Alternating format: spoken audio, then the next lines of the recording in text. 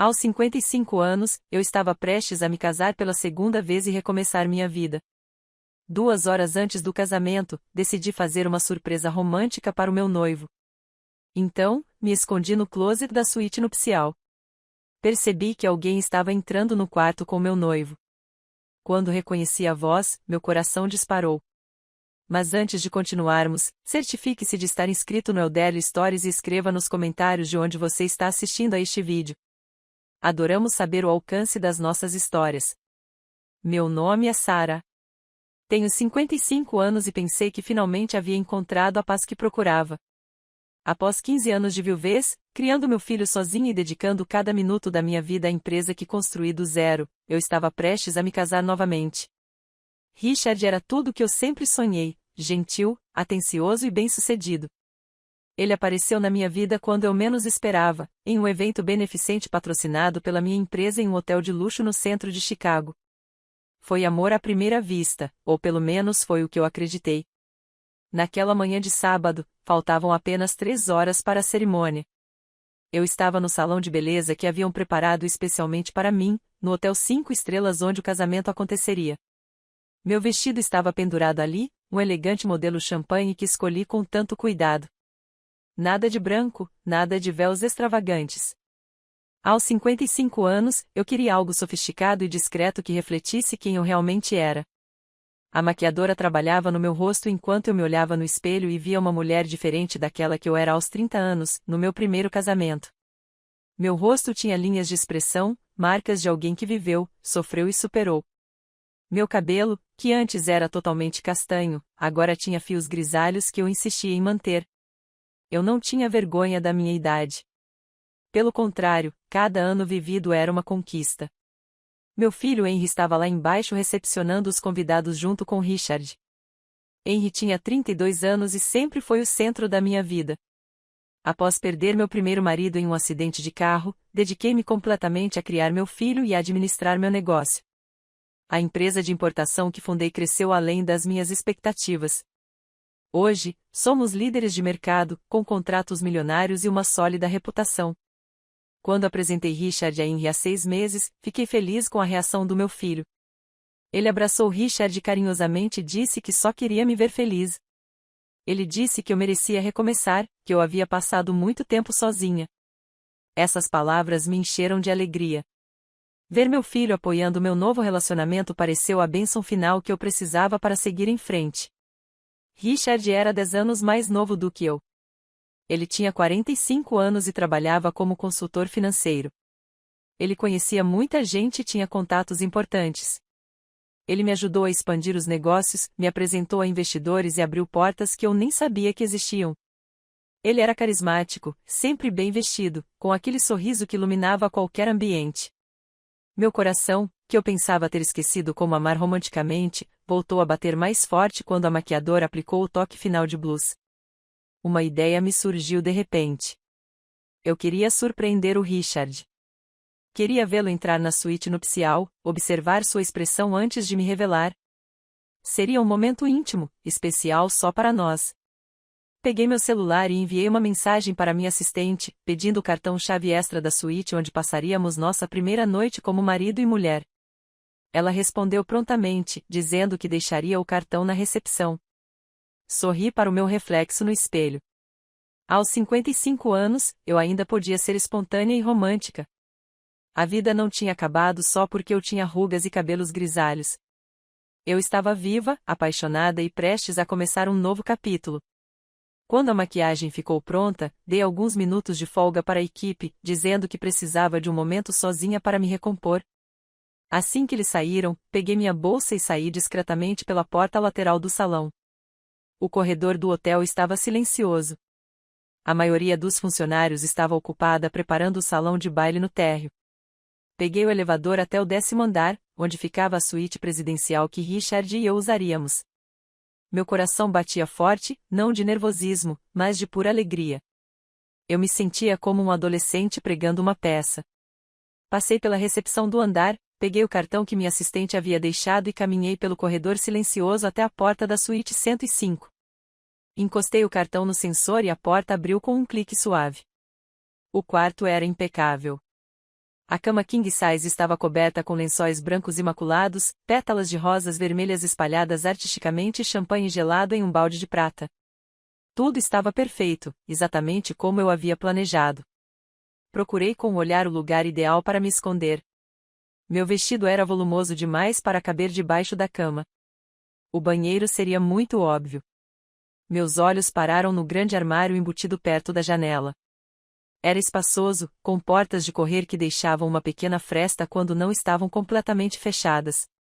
Abri o armário e vi que estava vazio, exceto por alguns cabides e 2 roupões brancos pendurados. Havia espaço suficiente para eu entrar sem amassar muito meu vestido. Respirei fundo e entrei, fechando a porta de correr quase completamente, deixando apenas uma pequena abertura por onde eu podia ver o quarto. A luz que entrava pela fresta era suficiente para ver a cama e a porta de entrada. Eu conseguia ver para fora, mas seria difícil para alguém me ver lá dentro. Encostei-me à parede do fundo do armário e esperei. Meu plano era simples. Quando Richard entrasse, eu sairia e o surpreenderia. Imaginei seu sorriso, a surpresa em seus olhos. Seria um momento especial que guardaríamos para sempre. Os minutos passaram lentamente. Eu conseguia ouvir meu próprio coração batendo no silêncio do quarto. O ar estava perfumado com o aroma das rosas. Do lugar onde eu estava, conseguia ver o reflexo da janela no espelho da penteadeira. O céu lá fora estava azul, sem nuvens. Tudo conspirou para que este fosse o dia perfeito. De repente, ouvi passos no corredor. Eram passos pesados, masculinos. Meu coração disparou. Seria o Richard? Ainda faltavam 2 horas para a cerimônia. Talvez ele tivesse vindo verificar se estava tudo em ordem no salão. Sorri na escuridão do armário, preparando-me para o momento da surpresa. Ouvi o som do cartão passando no sensor. A porta se abriu e passos entraram. Pela fresta, vi um par de sapatos masculinos, mas não eram os mocassins italianos que Richard sempre usava. Eram tênis casuais e surrados. Franzi a testa, confusa. Quem poderia ser? Então ouvi uma voz que me paralisou completamente. Estou aqui. Você demorou demais. Era a voz do meu filho. Era o Henry. Entrei em pânico. O que Henry estava fazendo ali? Por que ele estava na suíte nupcial? Prendi a respiração, tentando entender. Talvez ele tivesse vindo para verificar algo para mim. Talvez quisesse garantir que tudo estivesse perfeito. Mas por que aquele tom de voz? Ele parecia impaciente, até irritado. A porta abriu-se novamente. Outros passos entraram. Dessa vez, reconheci os sapatos imediatamente. Eram os mocassins do Richard. Meu noivo estava lá com meu filho no quarto onde passaríamos nossa primeira noite juntos. Desculpe a demora, disse Richard. Sua voz estava diferente. Não era o tom doce e gentil que ele sempre usava comigo. Era fria e objetiva. Tive que me livrar das tias irritantes da sua mãe. Minha mãe? Ele estava falando de mim? Me chamando de a sua mãe para o Henry? Um arrepio percorreu minha espinha. Algo estava muito errado. Até quando teremos que aguentar essa farsa? Perguntou Henry, e o desprezo em sua voz era inconfundível. Estou cansada de fingir que sou feliz neste casamento ridículo. Quase perdi as pernas. Me agarrei à parede do armário, tentando processar o que estava ouvindo. Mentira. Casamento ridículo. Do que meu filho estava falando? Calma, respondeu Richard. E eu pude ouvi-lo andando pela sala. Só mais algumas horas.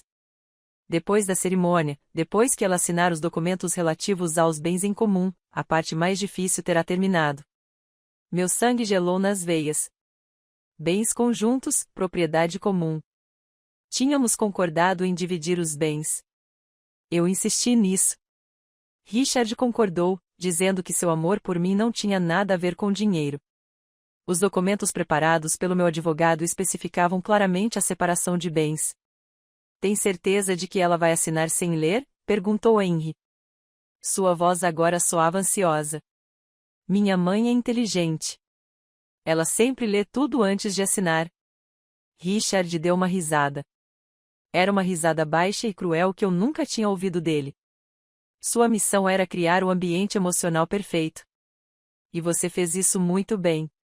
Aliás, aquele discurso na festa de noivado sobre como você só queria vê-la feliz, sobre como ela merecia ser amada novamente. Brilhante.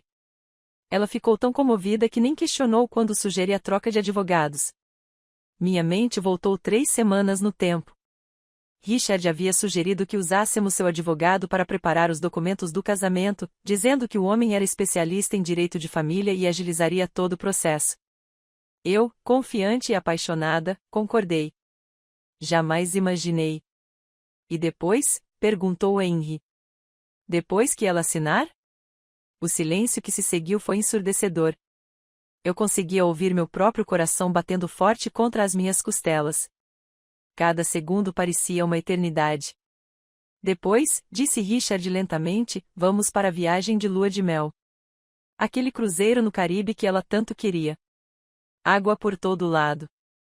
Muitas oportunidades para acidentes. Não, isso não pode estar acontecendo. Devo estar tendo um pesadelo. Talvez o estresse do casamento, a ansiedade, tudo isso estivesse me fazendo ter alucinações. Mas a voz do meu filho dissipou qualquer esperança de que isso fosse fruto da minha imaginação. Um acidente no mar, disse Henry, e havia uma excitação perturbadora em seu tom de voz. Ninguém para investigar muito. Perfeito. Lágrimas começaram a escorrer pelo meu rosto, silenciosas e quentes. Meu filho, meu próprio filho, estava planejando minha morte. O menino que eu criei, por quem sacrifiquei tudo, estava conspirando para me matar. Aprendi com os melhores, continuou Richard, e eu pude ouvi-lo sentado na cama. Eu já fiz isso 2 vezes antes. Funciona como um relógio. Já tinha acontecido 2 vezes antes. Meu estômago embrulhou. Ele já tinha feito isso antes? Já tinha matado outras mulheres? Conte-me sobre eles, perguntou Henry, e a curiosidade mórbida em sua voz me deu náuseas. Richard suspirou como se estivesse recordando memórias agradáveis. A primeira foi Marta, viúva, de 52 anos, dona de uma rede de farmácias em Seattle. Nos casamos depois de 8 meses de namoro. Lua de mel no Havaí. Ela se afogou durante um mergulho. O instrutor disse que ela provavelmente entrou em pânico ao ver uma raia-manta. Uma tragédia. Ele fez uma pausa, e eu pude ouvi-lo remexendo em alguma coisa. Herdei tudo. A família dela até se ofereceu para que eu continuasse administrando a empresa. Fiquei 6 meses, tempo suficiente para vender tudo discretamente. Saí de lá com quase 10 milhões de dólares. 10 milhões. Ele estava falando de vidas humanas como se fossem transações comerciais? E o segundo? Insistiu Henry. Ah, Beatrice, respondeu Richard com um suspiro fingido de nostalgia. Empresária da construção civil em Houston, 58 anos, viúva também. Ela era um pouco mais rígida, muito controladora, muito envolvida nos negócios. Levei 1 ano para conquistar completamente a confiança dela. Como você fez isso? Ilha particular na Grécia. Aluguel exclusivo. Só nós 2. Ela escorregou das rochas durante uma caminhada matinal, bateu com a cabeça e caiu no mar. Encontraram o corpo 3 dias depois. A investigação concluiu que foi um acidente. Fiquei devastada. Chorei no funeral, durante toda a apresentação. A família dela me abraçou e me consolou. Herdei uma participação de 40% na empresa. Vendi tudo em menos de 1 ano. Eu tremia incontrolavelmente dentro do armário. Aquele homem, aquele monstro que eu deixei entrar na minha vida, na minha cama, nos meus negócios, era um assassino em série. E meu filho sabia. Pior, meu filho estava ajudando. E minha mãe será a terceira, disse Henry, sem demonstrar qualquer emoção na voz. Era como se ele estivesse falando sobre o tempo. A melhor de todas, confirmou Richard. Seu império de importação vale muito mais do que os negócios das outras 2 juntas. Estamos falando de pelo menos 50 milhões em ativos líquidos, sem contar imóveis e investimentos. Sendo você a única herdeira e eu o viúvo com direito à metade de tudo por meio de bens em comum, vamos dividir uma fortuna. 50 milhões. Era mais ou menos isso. Eu tinha construído tudo do zero, trabalhado 16 horas por dia durante anos, e agora descobria que meu próprio filho via todo aquele esforço apenas como dinheiro à espera de ser roubado. Quando você vai transferir a minha parte? Perguntou Henry. Paciência, respondeu Richard. Primeiro, deixamos passar o período de luto apropriado. 6 meses, talvez um ano. Então, começarei a vender os ativos discretamente. Você receberá sua metade, conforme combinado. 25 milhões de dólares. Dinheiro suficiente para que você nunca mais precise trabalhar na vida.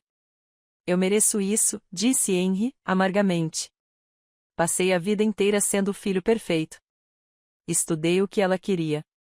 Eu trabalhava na empresa como um escravo. Fingi interesse naquele negócio de importação tedioso. Tudo para garantir que, quando ela morresse, eu herdaria tudo. Cada palavra era como uma punhalada no meu coração. Eu dei tudo por aquele menino. Paguei pelas melhores escolas, pela melhor universidade. Eu lhe ofereci uma posição importante na empresa, mesmo quando ele demonstrava pouco interesse. Pensei que ele só precisava de tempo para amadurecer, que eventualmente ele se apaixonaria pelo negócio como eu. Você fez a parte mais difícil, disse Richard. Apresentá-la a mim, construir confiança, fazê-la me enxergar como o genro perfeito. Seu trabalho foi essencial. Genro perfeito. As peças começaram a se encaixar na minha cabeça. Foi Henry quem sugeriu que eu fosse àquele evento beneficente onde conheci Richard. Henrique, que insistia que Ricardo era um bom homem, que eu deveria dar uma chance ao amor. Henry, que ajudou a planejar nosso primeiro encontro, que sempre esteve presente incentivando o relacionamento. Tudo tinha sido um plano desde o início. Tem certeza de que não há como eles rastrearem isso até nós? Perguntou Henry, demonstrando preocupação pela primeira vez. Nenhuma, garantiu Richard. Sou cuidadoso. Nunca uso o mesmo método 2 vezes. Nunca deixo provas. Nas 2 vezes anteriores, nem sequer houve uma investigação aprofundada. Mulheres mais velhas, acidentes durante viagens. É um padrão comum. As autoridades nem sequer suspeitam. E se alguém ficar desconfiado? O quê? Richard riu. De um marido amoroso que tragicamente perdeu a esposa em um acidente? De um filho dedicado que está de luto pela mãe? Nós somos vítimas, Henry. E vítimas não são suspeitas. Eles continuaram falando sobre detalhes, sobre como Richard garantiria que eu usasse um colete salva-vidas defeituoso durante um passeio de barco. Sobre como ele já havia subornado um dos funcionários do cruzeiro para testemunhar que eu estava bebendo muito, que eu estava agindo de forma imprudente. Sobre como Henry iria encenar a cena do filho devastado. Talvez ele até desmaiasse no funeral para causar ainda mais comoção. Eu escutei tudo o que acontecia dentro daquele armário escuro. Meu vestido de noiva amassado, minha maquiagem borrada pelas lágrimas. A mulher que entrou naquela sala meia hora atrás já não existia mais. Aquela Sarah, ingênua e apaixonada, havia morrido. Em seu lugar, nasceu outra pessoa. Alguém que acabará de perder tudo o que amava, mas que não perderia a própria vida. Precisamos descer, disse Richard finalmente. A cerimônia começa em 1 hora. Sua mãe deve estar se perguntando onde você está. Deixe-a se preocupar, respondeu Henry com desdém. Dentro de alguns meses, ela não se preocupará com mais nada. Eles riram. Riram da minha morte planejada. Eles riram de como eu era tolo e confiante. Eles riram de como seria fácil me enganar até o fim. Ouvi passos se afastando. A porta abriu e fechou. Depois, silêncio. Fiquei ali parada, sem conseguir me mexer. Meu corpo inteiro tremia. Minhas pernas estavam fracas, como se fossem ceder a qualquer momento. Quanto tempo passei lá? Não sei dizer. Podem ter sido 5 minutos ou 30. Finalmente, com um esforço imenso, empurrei a porta do armário e saí. Eu cambaleei até a cama e me sentei. Ou melhor, desabei sobre ela. As pétalas de rosa grudaram no meu vestido. O champanhe ainda estava gelado no balde, indiferente à tragédia que acabará de acontecer naquela sala. Olhei-me no espelho da penteadeira e vi meu reflexo. Meus olhos estavam vermelhos, o rímel borrado, formando linhas pretas no meu rosto. Eu parecia uma noiva fantasma, uma versão distorcida daquela mulher feliz que estava no salão de beleza uma hora atrás. Meu celular vibrou no bolso do vestido. Era uma mensagem do Henry. Mãe, onde você está? Estamos procurando por você. Sim. A cerimônia começa em 45 minutos. Seguido por outra mensagem de Richard: meu amor, estou ansioso para te ver no altar. Eu te amo. Eu te amo. Aquelas palavras que antes me enchiam de alegria agora me causavam repulsa física. Eu precisava sair dali. Precisava pensar. Mas pensar em quê? Se eu simplesmente cancelasse o casamento, eles saberiam que eu descobri alguma coisa. Richard poderia desaparecer, e eu não teria nenhuma prova do que ouvi. Ele já havia feito isso antes, 2 vezes, e saído impune.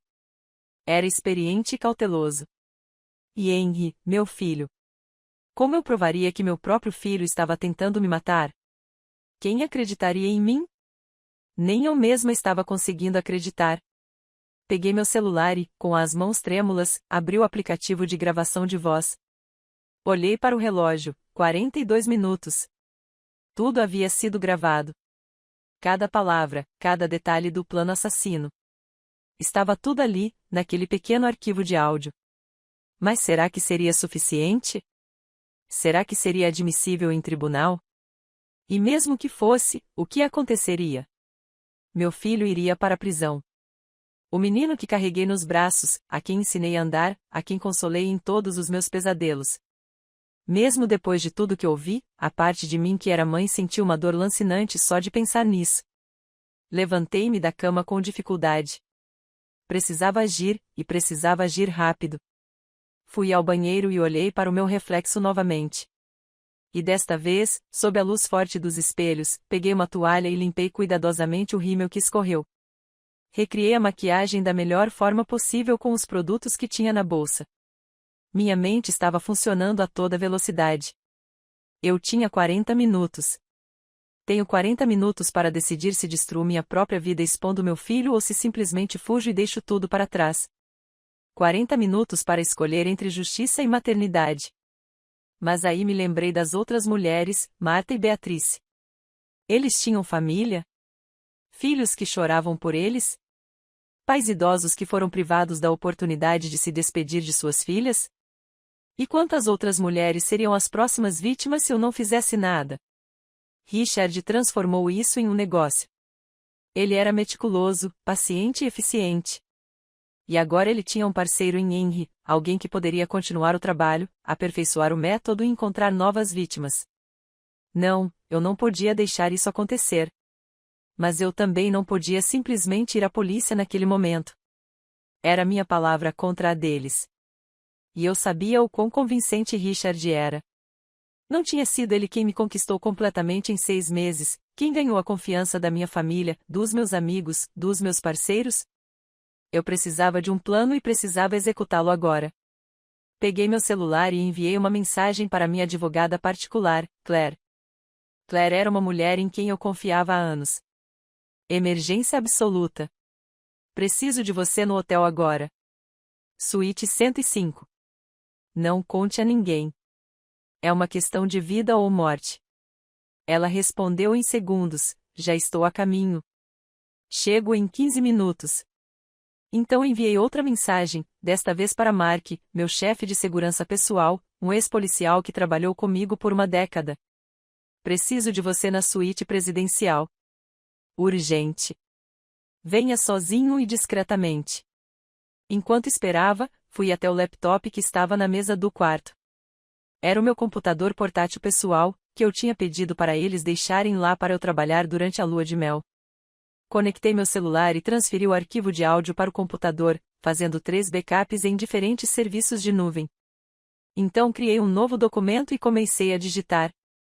Anotei tudo o que ouvi, cada detalhe, cada palavra, os nomes das vítimas anteriores, Marta e Beatrice, os métodos utilizados, os valores mencionados.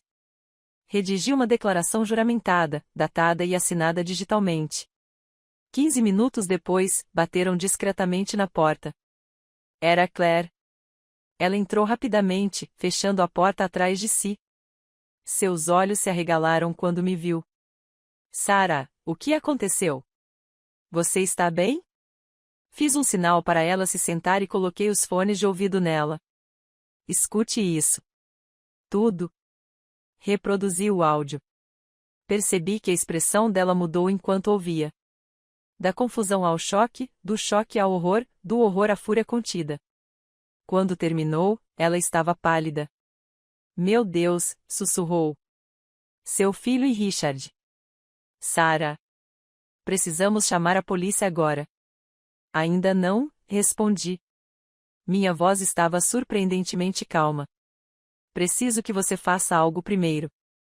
Preciso dos documentos rapidamente. Expliquei meu plano. Claire olhou para mim como se eu fosse louca, mas depois assentiu lentamente. É arriscado. Muito arriscado. Eu sei, mas é a única maneira de garantir que eles não escapem. Richard já fez isso antes, 2 vezes.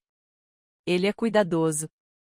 Se simplesmente cancelarmos o casamento agora, ele vai desaparecer, e Henry vai inventar uma história. Ele vai dizer que estou confusa, talvez até questione minha sanidade. Outra batida na porta. Era Mark. Abri a porta e ele entrou. Sua postura militar era evidente mesmo em roupas civis. Ao ouvir o áudio, seu maxilar se contraiu. Posso resolver isso de outras maneiras, disse-lhe em voz baixa, e o tom de sua voz deixou claro que tipo de solução ele tinha em mente. Não, respondi firmemente. Isso tem que ser feito da maneira correta, legalmente. Eles vão pagar pelo que fizeram, mas dentro da lei. Expliquei a ambos qual era o meu plano. Eles tentaram me dissuadir. Argumentaram que era muito perigoso, que eu estava colocando minha vida em risco. Mas eu estava decidida. Sarah, disse Claire, pegando minhas mãos. Tem certeza disso? Uma vez que começarmos, não há como voltar atrás. Olhei para ela, depois para Mark. Meu filho planejou me matar. O homem que eu amava é um assassino em série. Não há para onde voltar aqui. Só me resta justiça ou morte, e eu não vou morrer. Eles trocaram um olhar e depois assentiram com a cabeça. Claire começou a trabalhar em seu laptop, preparando os documentos que eu havia solicitado. Mark fez alguns telefonemas discretos, organizando o que seria necessário. Voltei ao banheiro e refiz completamente minha aparência. 30 minutos depois, eu parecia uma noiva radiante novamente. Pelo menos por fora. Por dentro, eu era outra pessoa, uma pessoa mais fria, mais dura, mais determinada. Olhei para Claire. Pronta? Ela assentiu com a cabeça, mostrando-me os documentos que já estavam em seu tablet. Mas Sarah, esta é a sua última chance de mudar de ideia. Não vou mudar, respondi. Assinei digitalmente todos os documentos que ela preparou. Peguei meu celular e mandei uma mensagem para Henry. Desculpe a demora, querido. Estava finalizando alguns detalhes. Já estou descendo. Para Richard, meu amor, te vejo no altar em 10 minutos. Mal posso esperar. Mark me acompanhou discretamente até o elevador de serviço. Claire seguiu por outro caminho, levando seu laptop e uma cópia de tudo. Eu a instruí exatamente sobre o que fazer e quando fazer. Quando cheguei ao salão onde a cerimônia seria realizada, a música já estava tocando. Meus convidados estavam todos sentados, elegantemente vestidos, sorrindo com expectativa. Henrique estava ao lado de Ricardo, perto do altar improvisado. Meu filho me viu e sorriu. Era um sorriso caloroso e perfeito. Ele era bom nisso. Sempre foi. Quantas vezes, ao longo dos anos, interpretei mal suas expressões? Quantas vezes confundi suas manipulações com amor genuíno? Richard se virou quando a música de casamento começou. Seus olhos brilharam quando me viu. Ele levou a mão ao peito num gesto que demonstrava emoção. A atuação perfeita de um noivo apaixonado. Entrei na igreja sozinha. Não tinha um pai para me levar ao altar. Ele havia falecido anos atrás. Eu sempre achei que seria o Henry quem me levaria ao altar, mas ele recusou educadamente, dizendo que preferia ficar ao lado do Richard como padrinho. Agora eu entendi o porquê. Eles queriam estar juntos, presentes, uma frente unida. A cada passo que dava, sentia os olhares dos convidados sobre mim. 200 pessoas que não faziam ideia do que estava prestes a acontecer.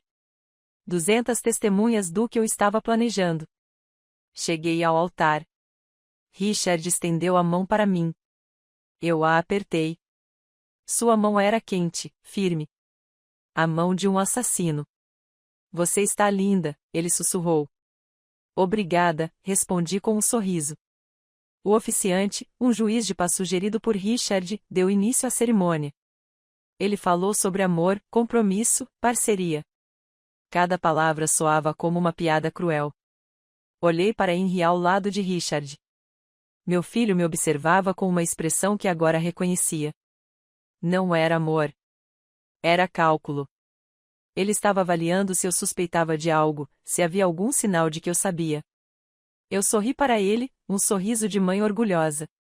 Vi o alívio passar pelos seus olhos. Chegamos agora à troca de votos, anunciou o celebrante. Richard, você aceita Sarah como sua legítima esposa? Sim, aceito, disse Richard, com voz clara e firme. Sarah, você aceita Richard como seu legítimo marido? Este foi o momento que mudaria tudo. Olhei para Richard, depois para Henry e, em seguida, para todos os rostos expectantes ao meu redor. Primeiro, tenho algo a dizer, falei em voz alta e clara. Um murmúrio percorreu a plateia. Richard franziu ligeiramente a testa, confuso, mas ainda mantendo o sorriso. Sarah, disse-lhe baixinho. Está tudo bem? Está tudo perfeito, respondi. Então me virei para os convidados. Vocês todos vieram aqui hoje pensando que iriam a um casamento. Você iria comparecer, mas não ao casamento que imaginava. O silêncio na sala era absoluto. Era possível ouvir as pessoas respirando. Richard tentou segurar minha mão, mas eu a afastei. Sarah, você está nervosa, disse ele, tentando parecer preocupado. Vamos fazer uma pausa. Pode deixar. Não estou nervoso, interrompi. Estou perfeitamente lúcido, talvez até mais lúcido do que nos últimos 6 meses. Henry deu um passo à frente. Mãe, o que está acontecendo? Você está se sentindo mal? Não me chame de mãe, eu disse, e minha voz saiu mais fria do que eu pretendia. Eu o vi recuar como se tivesse levado um tapa. Voltei-me para os convidados. Hoje, há cerca de 1 hora, eu estava na suíte nupcial, escondida no closet. Eu queria fazer uma surpresa romântica para o meu futuro marido. Richard empalideceu. Ele entendeu imediatamente aonde aquilo ia dar. Mas a pessoa que apareceu na sala não era apenas Richard. Era meu filho também. E eles não sabiam que eu estava lá. Então conversaram livremente. Mãe, eu não sei do que você está falando, começou Henry. Mas havia pânico em seus olhos. E eu ouvi tudo, continuei, elevando a minha voz. Eu ouvi você planejando meu assassinato. Eu ouvi você rindo de como seria fácil me enganar. Ouvi falar das outras 2 mulheres que Richard matou antes. A sala irrompeu em exclamações de choque. As pessoas se levantaram. Começaram a falar ao mesmo tempo. Richard tentou me agarrar, mas Mark apareceu do nada, se colocando entre nós. Isto é uma loucura, gritou Richard para os convidados. Ela está tendo um colapso nervoso. Ela precisa de ajuda. Estou tendo um colapso nervoso, repeti. Que interessante. É a mesma tática que você usaria se eu tivesse sobrevivido ao acidente que você estava planejando, não é? Questionar minha sanidade. Peguei meu celular do buquê de flores que uma das damas de honra segurava e o conectei ao sistema de som do salão. Todos vocês vão ouvir exatamente o que eu ouvi? Apertei o play. A voz de Henry ecoou pela sala. Estou aqui. Você demorou demais. Seguido pela mensagem de Richard, desculpe a demora.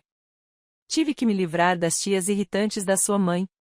Vi o rosto de Richard mudar de cor, de pálido para vermelho, e de vermelho para cinza.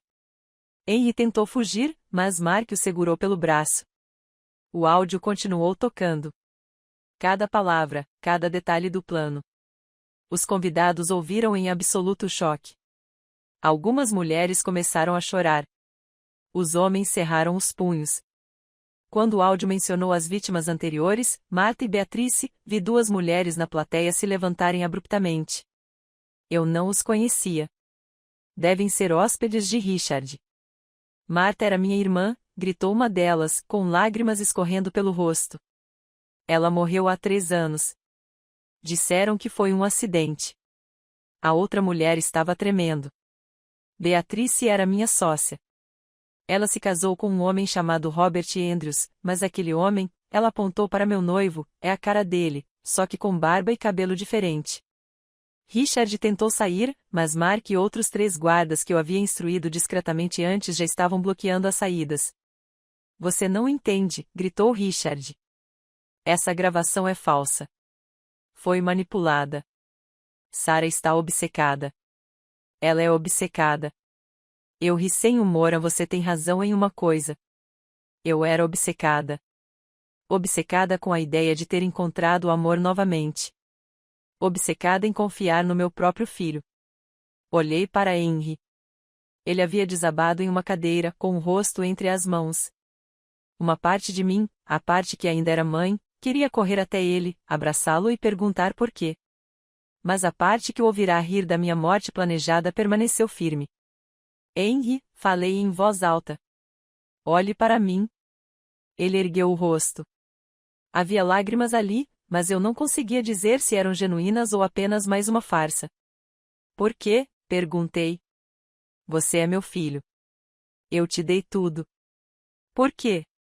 Ele permaneceu em silêncio por um longo momento. Então algo mudou em sua expressão. A máscara caiu completamente. O que restou foi algo frio e ressentido. Porque estou cansado, disse ele. Cansado de ser o filho perfeito. Cansado de trabalhar nesse ramo tão chato. Cansada de esperar que você morra naturalmente para finalmente ter o que é meu por direito. Cada palavra era uma punhalada. Por direito. Você acha que tem o direito de me matar. Você ia deixar tudo comigo de qualquer jeito, respondeu ele, dando de ombros. Só estou acelerando o processo e sem ter que fingir que me importo.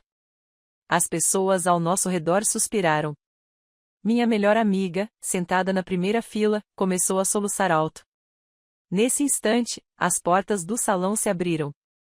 Policiais entraram, liderados por um detetive com quem Claire havia entrado em contato. Ela levou cópias da gravação diretamente para a polícia enquanto eu atrasava a cerimônia. Richard Montes, também conhecido como Richard Silva e Richard Mendes, anunciou o detetive. Você está preso sob suspeita de 2 homicídios e conspiração para cometer assassinato. 2 policiais o algemaram.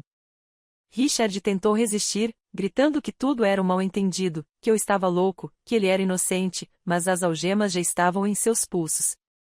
Henry Patterson, continuou o detetive. Você está preso por conspiração para cometer assassinato. Quando a polícia se aproximou de Henry, algo dentro de mim se quebrou. Meu filho. Meu bebê. Lembrei-me de quando ele nasceu, daquele pequeno ser que eu trouxe ao mundo. Desde o primeiro dia de aula, desde as noites que passei ao lado da cama dele quando ele estava doente. Ele olhou para mim enquanto era algemado. Você vai mesmo fazer isso? Com a sua própria família? Vocês deixaram de ser minha família quando planejaram me matar? Respondi, mas minha voz falhou no final. Eles foram levados embora. Richard ainda gritava sua inocência. Henry, em silêncio, olhava para o chão. Os convidados ficaram em absoluto choque. Alguns tentaram me consolar, mas levantei a mão, pedindo espaço. Claire se aproximou. Há repórteres lá fora. A notícia já vazou. Você precisa se preparar. Assenti com a cabeça. Deixem-nos entrar. Vou prestar depoimento. Sarah, você tem certeza? Você não precisa fazer isso agora. Eu acabei de descobrir que meu filho e meu noivo queriam me matar, completei. Sim, eu sei. E sim, eu vou falar. Saí do salão. Os flashes das câmeras eram cegantes. Microfones foram enfiados na minha direção. Perguntas eram gritadas de todos os lados. Levantei a mão e o tumulto diminuiu. Meu nome é Sarah Patterson, comecei.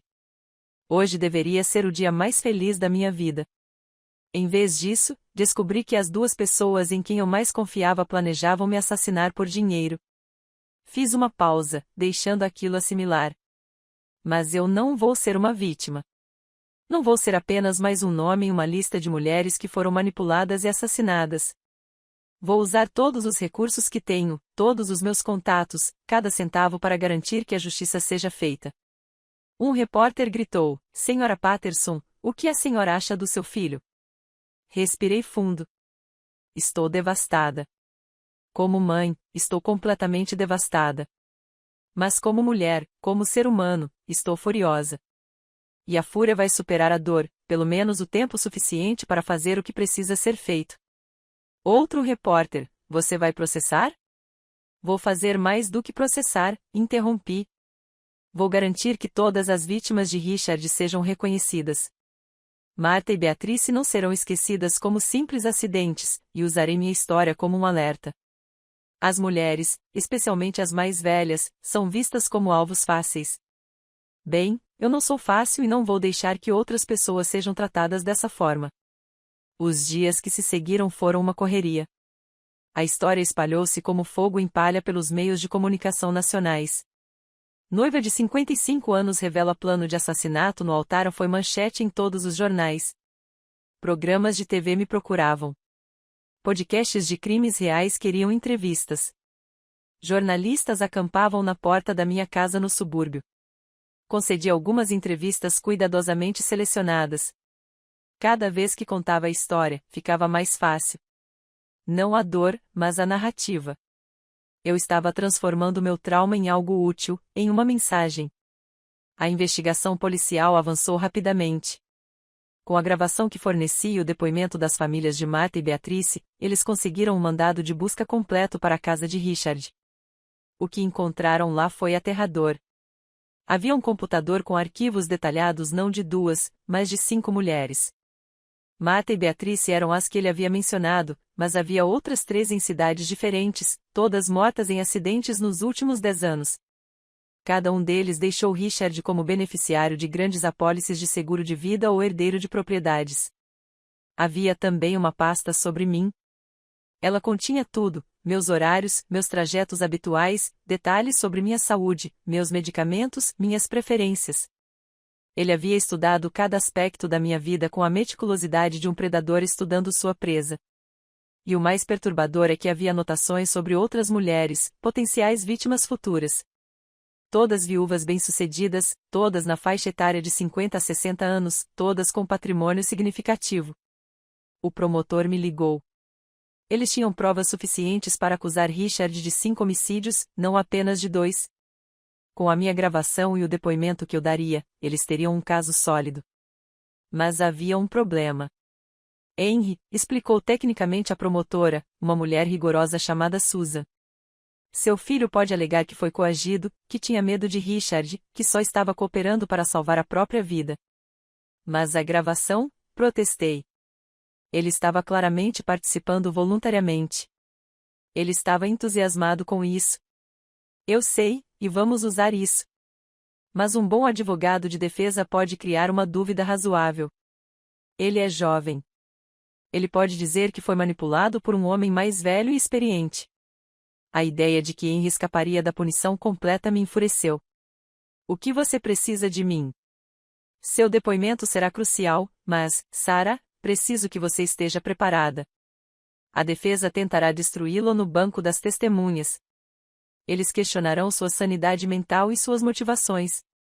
Eles vão sugerir que você manipulou a gravação, que está se vingando de um filho que te decepcionou. Deixe-os tentar, respondi. O julgamento foi agendado para 6 meses depois. Entretanto, a mídia permanecia frenética. Eles descobriram as identidades das outras 3 vítimas de Richard. Famílias que haviam lamentado a perda de entes queridos em acidentes trágicos, descobriram agora que se tratava de assassinatos premeditados. Uma dessas famílias entrou em contato comigo. A filha de uma das vítimas, uma mulher chamada Patrícia, veio ao meu escritório. Minha mãe, disse ela, com lágrimas nos olhos, morreu em um incêndio há 7 anos em Portland. Disseram que foi um curto-circuito, mas eu sempre soube que havia algo estranho. Ela era tão cuidadosa, tão meticulosa. Segurei a mão dela. Sinto muito por você e por ela. Graças a vocês, disse Patrícia. Finalmente, teremos respostas. Finalmente, poderemos processar o luto de verdade, sabendo a verdade. Aquela conversa mudou algo em mim. Eu não estava fazendo isso apenas por mim. Eu fazia isso por Marta, Beatrice, pela mãe de Patrícia e pelas outras mulheres que Richard havia transformado em estatísticas. Enquanto isso, Henry estava na prisão aguardando julgamento. Seu advogado tentou negociar. Queriam que ele testemunhasse contra Richard em troca de uma redução de pena. O promotor me ligou para conversar. É uma boa proposta. Com o depoimento dele, garantimos que Richard nunca mais sairá da prisão. E Henry, provavelmente receberia entre 5 e 10 anos, com possibilidade de liberdade condicional. De 5 a 10 anos por conspirar para me matar, por rir da minha morte planejada. Não, eu disse. Ele não negocia. Ele vai a julgamento como Richard. Sarah, eu entendo sua raiva, mas... Não se trata de raiva, interrompi. Trata-se de justiça. Se permitirmos que lhe façam um acordo, estaremos transmitindo a mensagem de que conspirar para matar a própria mãe por dinheiro é algo que pode ser negociado. Não é. O promotor ficou em silêncio por um instante. Tem certeza? O julgamento será brutal para você. Eu sei, mas estarei lá e testemunharei. Henry tentou entrar em contato comigo diversas vezes. Cartas, mensagens através de seu advogado, pedidos de visitas. Ignorei todos eles. Não tinha nada a dizer para ele. Ou melhor, tudo o que eu tinha a dizer, eu diria no tribunal. A avó paterna dele, minha ex-sogra, veio me visitar. Ela estava arrasada.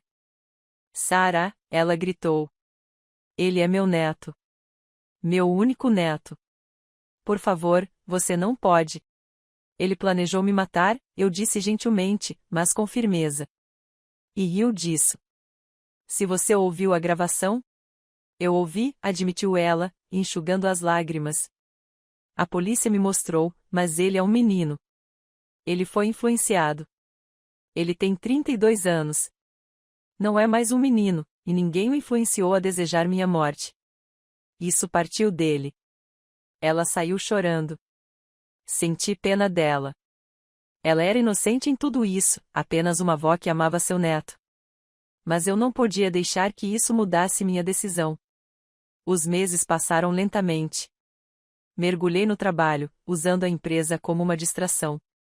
Ironicamente, os negócios nunca estiveram tão bem.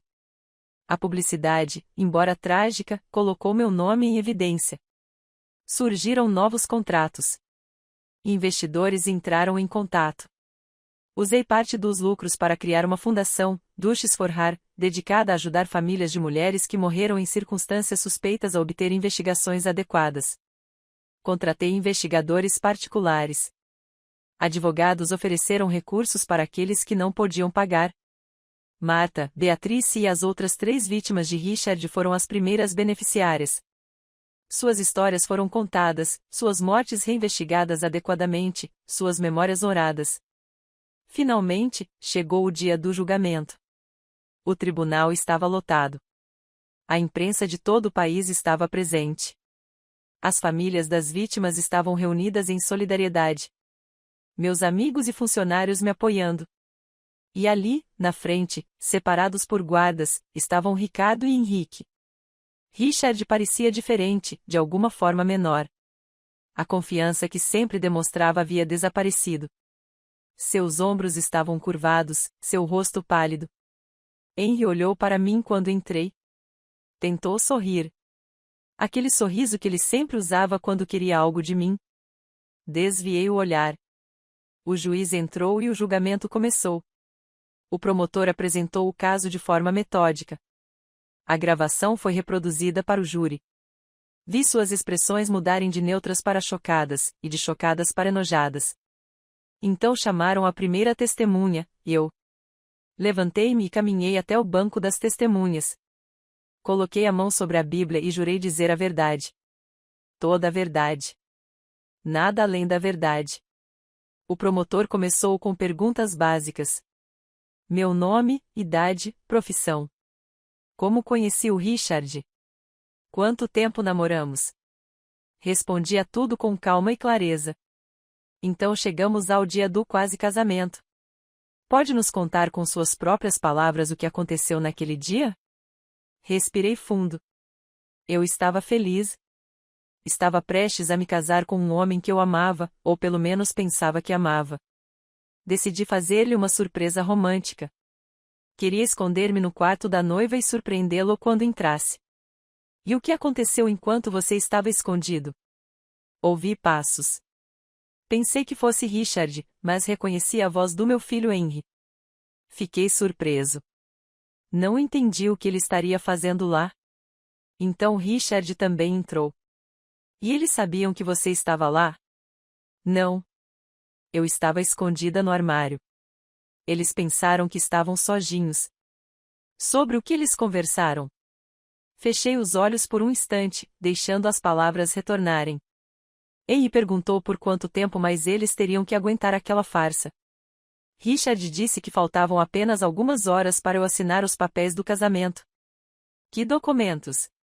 Descobri mais tarde que Richard havia alterado os documentos de separação de bens que eu havia concordado para documentos de bens em comum.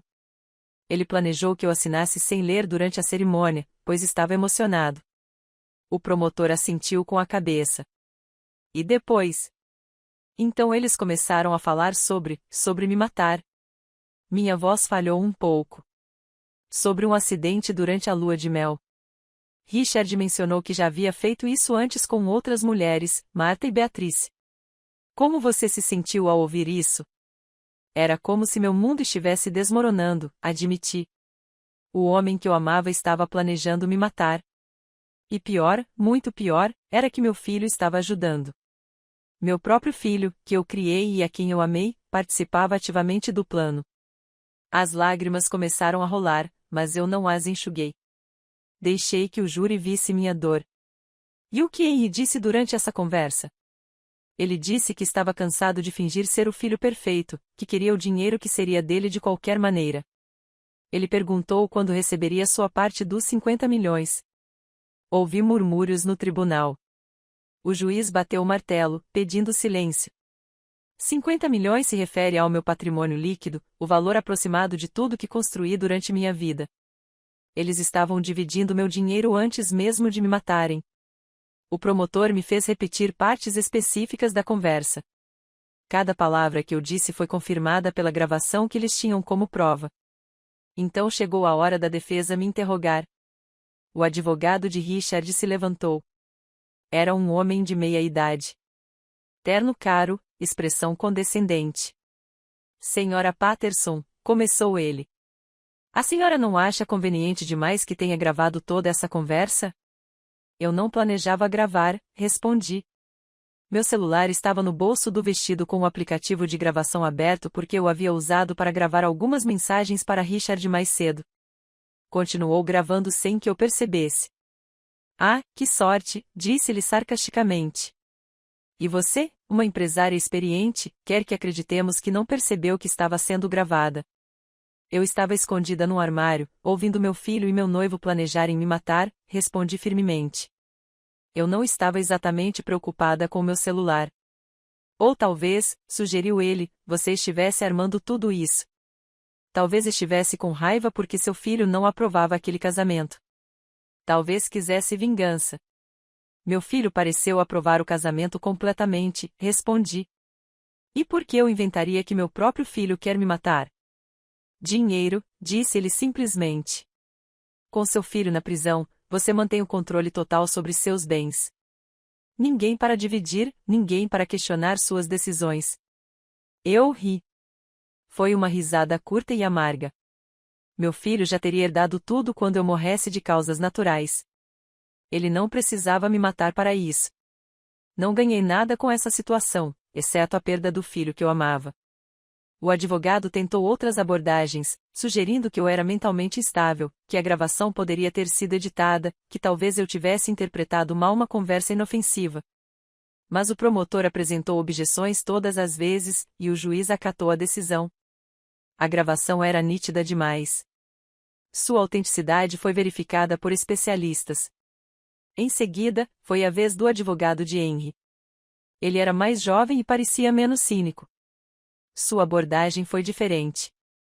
Senhora Patterson, disse-lhe gentilmente, a senhora ama seu filho? A pergunta me pegou de surpresa. Eu amei. Amei no passado. Você não ama mais? Não sei o que sinto, admiti. Ele é meu filho. Sempre será. Mas ele planejou me matar. Como posso conciliar essas duas coisas? Exatamente, disse o advogado. Como um filho planeja matar a própria mãe? Não seria necessário algum tipo de coerção ou manipulação? Objeção, disse o promotor. Especulação. Reformulo a pergunta, disse o advogado. Senhora Patterson, na gravação, quem iniciou a conversa sobre assassinato? Quem trouxe o assunto à tona primeiro? Pensei novamente. Richard. E quantos anos Richard é mais velho que Henry? 13 anos. Mais experiente, mais manipulador. Você mesmo foi enganado por ele, não foi? Sim, eu estava, admiti com relutância. Então, não é possível que Henry, um jovem de 32 anos, também tenha sido manipulado, que Richard tenha plantado essas ideias na cabeça dele? Não, respondi firmemente. Porque na gravação, Henry não parece estar sendo coagido. Ele parece animado. Ele riu. Ele perguntou quando receberia o dinheiro. Essas não são ações de alguém sendo forçado. Mas ele é seu filho, insistiu o advogado. Certamente, deve haver. Ele deixou de ser meu filho quando concordou com o meu assassinato, eu disse. E minha voz ecoou pelo tribunal. Eu teria lhe dado tudo. Literalmente tudo. Ele só precisava esperar. Mas não, ele queria agora e estava disposto a me matar para conseguir. Vi Henry baixar a cabeça. O interrogatório continuou por horas. Fizeram-me repetir a história várias vezes, procurando inconsistências. Eles não os encontraram porque eu não sabia. Eu estava dizendo a verdade. Quando finalmente me liberaram do banco das testemunhas, eu estava exausto.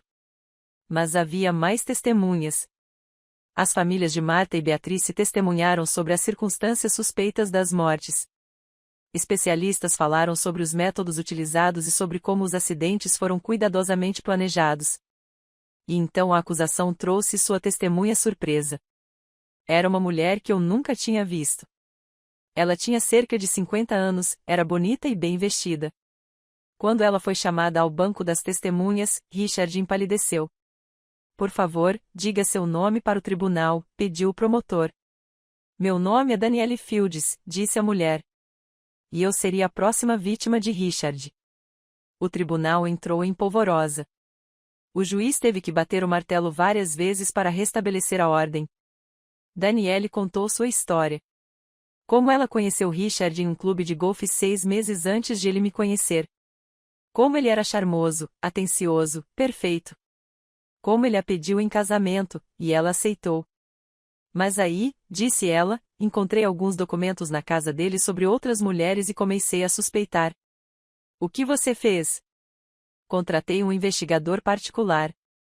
Ele descobriu que Richard tinha vários nomes, várias identidades. Quando confrontei Richard, ele desapareceu. Simplesmente sumiu. Nunca mais o vi até ver sua foto nos jornais, preso pelo assassinato de várias mulheres. O depoimento de Danielle foi devastador para a defesa. Ela tinha documentos, e-mails, tudo comprovando que Richard havia tentado o mesmo golpe com ela. Ela só escapou por ter sido desconfiada o suficiente para investigar. A defesa tentou desacreditá-la, sugerindo que ela estava em busca de seus 15 minutos de fama, mas ela tinha provas muito sólidas. Em seguida, foi a vez de Richard e Henry deporem. Richard foi o primeiro a depor. Tentou parecer calmo e sereno, mas era possível ver o suor em sua testa. Seu advogado o orientou através de uma narrativa cuidadosamente construída. Richard alegou que tudo não passou de um mal-entendido, que a conversa que eu ouvi foi tirada de contexto, que ele e Henry estavam apenas brincando sobre cenários absurdos, e não planejando nada de fato. Estava brincando, repetiu a promotora quando chegou a sua vez de fazer o interrogatório. Você estava brincando sobre matar Sarah Patterson. Era um tipo de humor negro, disse Richard. Eu e Henry desenvolvemos esse tipo de amizade. Fazíamos piadas sobre tudo. Piadas, repetiu o promotor. E as outras mulheres, Marta, Beatrice, as outras 3, elas também eram piadas? Eu não matei ninguém, disse Richard firmemente. Aquilo tudo foram tragédias reais, acidentes reais. Você está tentando me transformar em algum tipo de assassino em série quando eu sou apenas um homem azarado que perdeu pessoas que amava. Que azar, murmurou o promotor. Senhor Montes, ou devo chamá-lo de Silva ou Mendes? Quantos nomes falsos o senhor já usou? Mudei meu nome legalmente algumas vezes, admitiu ele, por motivos pessoais. Motivos pessoais, como fugir de investigações. Objeção.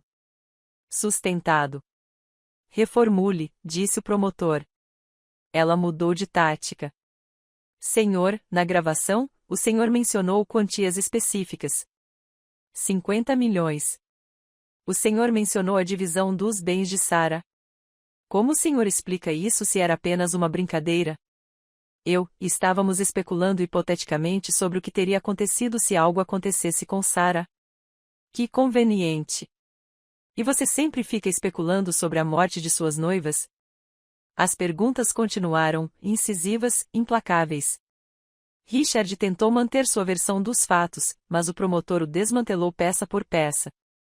Cada resposta dele gerava mais contradições. Por fim, ele deixou o palanque com um semblante derrotado. Então foi a vez de Henry.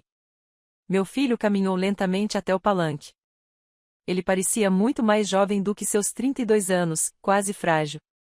Eu sabia que era estratégia do advogado dele, mas mesmo assim senti um aperto no peito. Seu advogado o orientou com delicadeza. Henry alegou que foi manipulado por Richard, que estava com medo e que Richard o ameaçou. Ele disse que, se não cooperasse, ele próprio seria assassinado. Mas na gravação, disse a promotora, quando chegou a sua vez, você não parece com medo. Você parece animada. Eu estava tentando parecer cooperativo, disse Henry.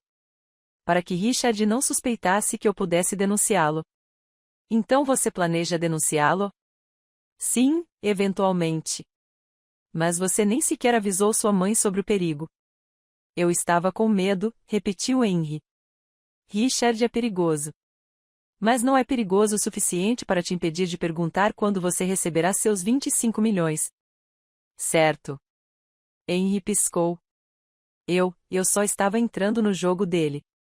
O promotor retirou um documento. Senhor Patterson, o senhor abriu uma conta offshore 3 semanas antes do casamento. Para quê? Ele hesitou.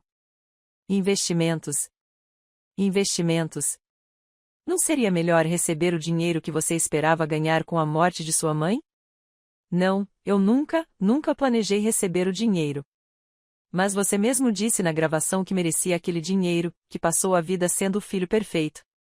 Henry olhou para mim com um olhar suplicante. Eu não desviei o olhar, mas também não demonstrei nenhuma emoção.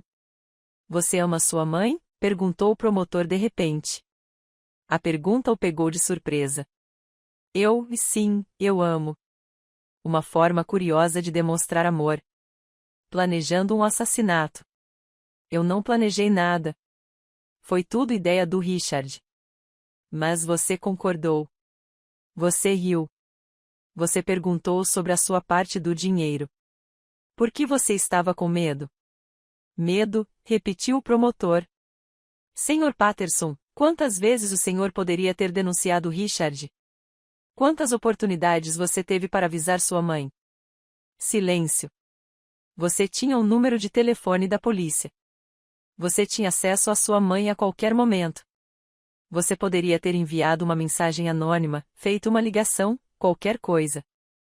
Mas você não fez. Você sabe por quê? Porque você queria o dinheiro. Simples assim. Você via sua mãe como um obstáculo entre você e a riqueza que achava que merecia. Isso não é verdade. Então olhe para sua mãe agora, ordenou o promotor. Olhe nos olhos dela e diga que você não queria que ela morresse. Henry olhou para mim. Eu retribuí o olhar. Meu rosto era uma máscara neutra. Ele começou, mas nada mais saiu. Lágrimas começaram a escorrer pelo seu rosto. Me desculpe, ele sussurrou. Mãe, me desculpe. Você está arrependido de quê? Perguntou o promotor. De planejar matar sua mãe ou de ter sido pego? Ele não respondeu. Apenas continuou chorando. Quando finalmente o dispensaram, ele passou por mim cambaleando. Ele tentou me tocar, mas um guarda o impediu. As alegações finais começaram no dia seguinte. A defesa argumentou que Richard era um homem inocente perseguido pelas circunstâncias, que as mortes anteriores foram de fato acidentes e que a gravação estava sendo mal interpretada. No caso de Henry, argumentaram que ele era vítima de manipulação, um jovem assustado coagido por um homem mais velho e perigoso. A acusação apresentou uma versão diferente, a de um predador calculista e experiente que transformou o assassinato em um negócio lucrativo, e a de um filho ganancioso disposto a matar a própria mãe por dinheiro. Sarah Patterson, disse a promotora em seu argumento final, é uma sobrevivente. Ela poderia ter morrido no mar, mais uma vítima trágica de um acidente, mas por pura sorte, por ter decidido fazer uma surpresa romântica, ela ouviu a verdade. E ela foi corajosa o suficiente não apenas para salvar a própria vida, mas também para buscar justiça para Martha, Beatrice e todas as outras. Ela apontou para Richard e Henry. Esses homens viam as mulheres bem-sucedidas não como pessoas, mas como fontes de renda, como alvos. Eles planejaram meticulosamente, executaram friamente e teriam continuado se Sarah não os tivesse denunciado. O júri se reuniu para deliberar. Foram 3 dias de espera, 3 dias em que mal consegui comer ou dormir. Passei as noites revivendo cada momento, cada palavra da gravação, cada olhar de Henry durante o julgamento. Finalmente, o veredicto foi proferido. O tribunal estava novamente lotado. Sentei-me na primeira fila, Claire de um lado e Mark do outro. No caso do Estado contra Richard Montes, começou o presidente do júri, pelo crime de homicídio em primeiro grau de Martha Sanders, consideramos o réu culpado. Ouvi suspiros atrás de mim. Era a irmã de Martha chorando. O chefe do júri prosseguiu, culpado de homicídio em primeiro grau de Beatrice Lima. Culpado de outras 3 acusações de homicídio. Culpado de conspiração para cometer homicídio contra mim. Richard permaneceu imóvel enquanto cada veredicto era lido. No caso do Estado contra Henry Patterson, continuou o presidente do júri, pelo crime de conspiração para cometer assassinato, consideramos o réu culpado. Senti algo se quebrar dentro de mim. Mesmo esperando, mesmo desejando justiça, ouvir meu filho ser declarado culpado foi como levar um tiro no peito. Henry desabou sobre a mesa, soluçando. Seu advogado tentou consolá-lo, mas não havia consolo possível. A sentença foi proferida 2 semanas depois. Richard recebeu 5 sentenças de prisão perpétua consecutivas sem possibilidade de liberdade condicional. Ele morreria na prisão. Quando a sentença foi lida, ele sequer reagiu. Apenas ficou olhando fixamente para a frente, como se já estivesse morto. Henry foi condenado a 25 anos de prisão, com possibilidade de liberdade condicional após 15 anos. O juiz foi duro em suas palavras. Sr. Patterson, disse ele, o senhor traiu a confiança mais sagrada que existe, a confiança entre mãe e filho. Você não apenas planejou tirar a vida da mulher que lhe deu a vida, como fez por pura ganância. Espero que você use seu tempo na prisão para refletir sobre a magnitude do que tentou fazer. Quando tudo acabou, quando os guardas os levaram embora, Henry olhou para mim uma última vez. Mãe, disse ele, com a voz embargada. Você pode me perdoar algum dia? Olhei para ele, para aquele homem que um dia fora meu bebê. Não sei, respondi honestamente. Pergunte-me daqui a 15 anos. Foi a última vez que falei com ele. Os meses seguintes foram de reconstrução. A mídia eventualmente seguiu em frente, encontrando novas histórias. a fundação que criei continuou a crescer, ajudando cada vez mais famílias. As famílias de Marta e Beatrice, assim como as das outras vítimas, passaram a fazer parte da minha vida. Nos reuníamos periodicamente, compartilhando lembranças daqueles que perdemos, garantindo que jamais fossem esquecidos. Vendi a empresa. Não podia mais trabalhar lá. Não quando cada canto me lembrava de Henry, de como eu achava que estávamos construindo algo juntos. Vendi por um preço justo e usei o dinheiro para expandir a fundação. Eu também me mudei. Não conseguia mais morar no lugar onde criei meu filho, onde cada cômodo guardava lembranças dele. Comprei um apartamento menor e mais simples em um bairro histórico. Recomecei do zero. A terapia ajudou. Foram meses de sessões dolorosas, desvendando cada camada de traição, dor e culpa. Sim, culpa. Porque, por mais que eu soubesse racionalmente que não era minha culpa, uma parte de mim continuava se perguntando: onde foi que eu errei? Quando foi que meu filho se tornou alguém capaz de planejar meu assassinato?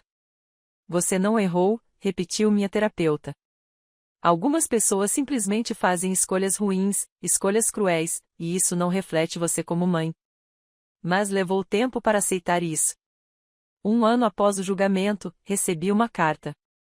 Era de Henry. Fiquei olhando para o envelope por dias antes de ter coragem de abri-lo. Quando finalmente abri, encontrei páginas e páginas com a caligrafia dele. Aquela mesma caligrafia que eu via em cartões do Dia das Mães, em bilhetes carinhosos, em desenhos da infância. Ele pediu desculpas. Disse que entenderia se eu nunca o perdoasse, que estava fazendo terapia na prisão, tentando entender por que fez o que fez.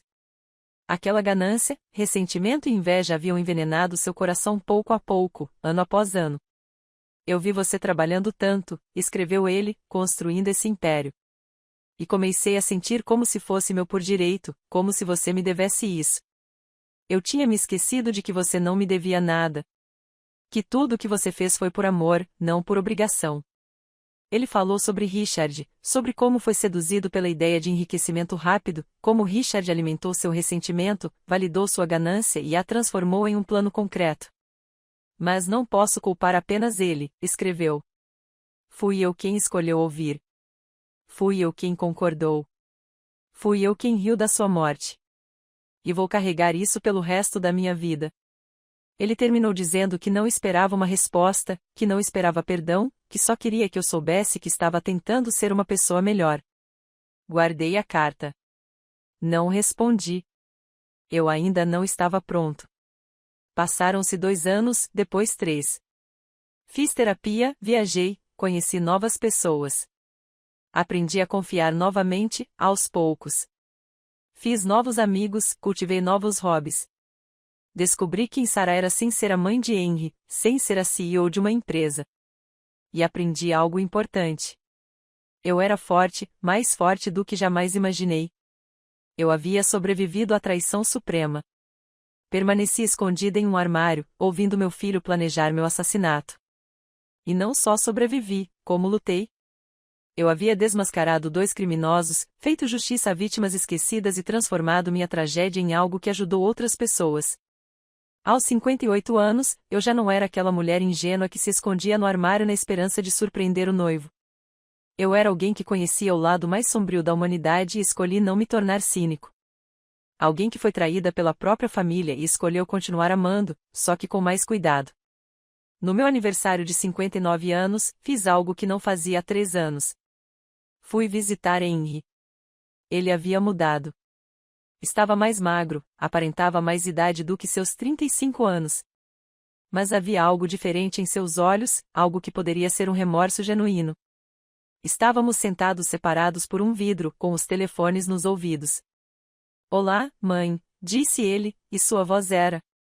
Olá, Henry, respondi. Permanecemos em silêncio por um longo momento. Obrigado por ter vindo, disse-lhe finalmente. Não esperava por isso. Nem eu, admiti. Não sei por que vim. Talvez para ver se você realmente mudou, ou talvez para ver se eu mudei o suficiente para ficar aqui sentada sem te odiar. E você mudou? Pensei nisso. Eu não te odeio. Não mais. Mas também não sei se consigo te amar como antes. Aquele Henry, o filho que eu amava, morreu naquele quarto de hotel. Você é outra pessoa agora, e eu também. Lágrimas escorriam pelo seu rosto. Eu sei, e não espero que você me ame. Só espero que um dia você possa me ver como um ser humano que cometeu um erro terrível e está tentando ser melhor. Matar sua mãe não é um erro, Henry. É uma escolha. Você tem razão. Foi uma escolha. A pior que já fiz. Conversamos por 40 minutos.